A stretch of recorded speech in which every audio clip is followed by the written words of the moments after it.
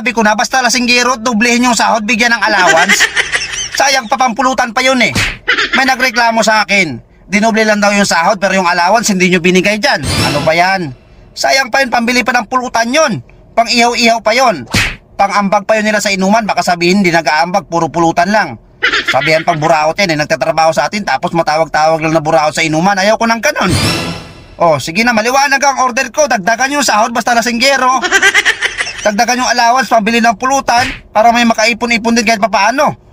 Naku naman, ang titigas ng ulo nyo. Sige na ha, gusto ko wala namang reklamo pa sa ulitin ha. Sige na, good boss ako eh.